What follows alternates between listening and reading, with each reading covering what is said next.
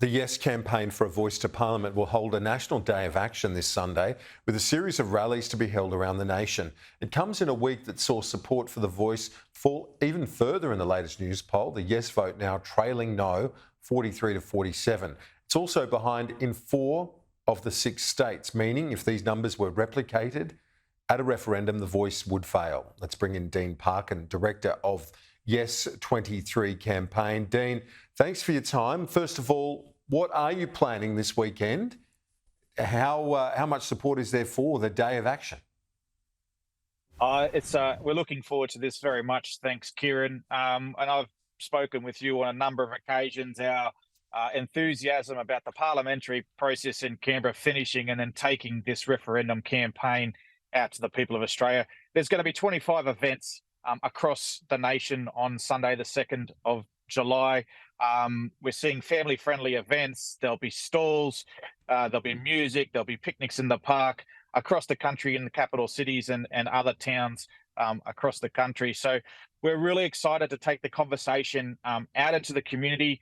That's where this campaign belongs. That's where the referendum belongs. And we're really looking forward to this really marking the escalation of the conversation with Australians across the country.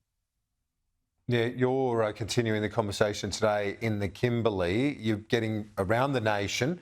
Are you worried, though, about this polling that has the yes vote now below those supporting a no vote at the referendum? Well, we've known what we've needed to do for some time now, and that is to, as I say, escalate and amplify that conversations with community. And there really has been this two kind of conversation. There's been the focus on the polls and the focus on the politics. I can tell you, I was in Kununurra last night at a community event. More than 100 people turned up in a small town. Really interested. We sat for 2.5 hours talking about the voice and recognition, and there wasn't a single comment about the polls. The people out there are really asking about how they can get involved, where they can find more information, what this means for them. So that's what I mean when we get out to the community. We're having a completely different conversation, and we'll have a similar one here in Halls Creek in the Kimberley. And as we work our way through this really important part of the country, also demonstrates that Aboriginal and Torres Strait Islander people are really getting behind the campaign. So again, we know that this is always going to be a difficult task. Referendums aren't easy to win, but we also know that it'll be won on the ground, and it'll be won by Australians coming out and saying they want to get behind and support it. It is, arguably easier for a campaign running against something, can raise concerns and fears and doubts. What do you say, though, to the argument? It's been put to me by many people who aren't one way or the other. They want information, that they don't think there's enough detail out there. What should the Yes campaign do to counter that?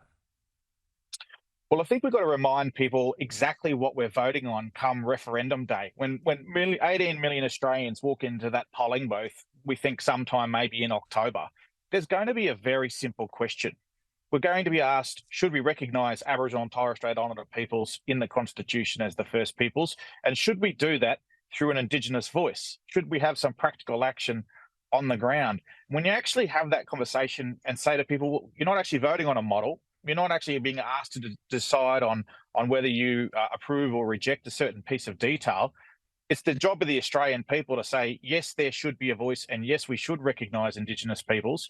When you have that conversation and you simplify it, people get it and understand. They understand that that's the job of all of us in a referendum, and it is the job for the Parliament following the referendum to determine the precise details of that voice. But so again, it's about getting that information out on the ground, and we're confident that when we do that further across the country, people will understand that this is something they can absolutely get behind. So you're still optimistic, Dean? Always, Kieran. Always. We've always believed that this period of time between now and the referendum, the next 3 months or so, it feels like it's not a very long time, but in campaigns, it is quite some time that we've got to get out there. We know there's still a lot of people that haven't really heard about it. Honestly, there's some really big issues in terms of cost of living and some of those things that are facing Australians from all walks of life. We understand that that's forefront of their minds, so that there is time between now and the referendum to have that further conversation, to get that information. And as I say, when we do, we believe people are very open to this and very supportive. So Yeah, absolutely. A lot to look forward to, and very confident in the months ahead.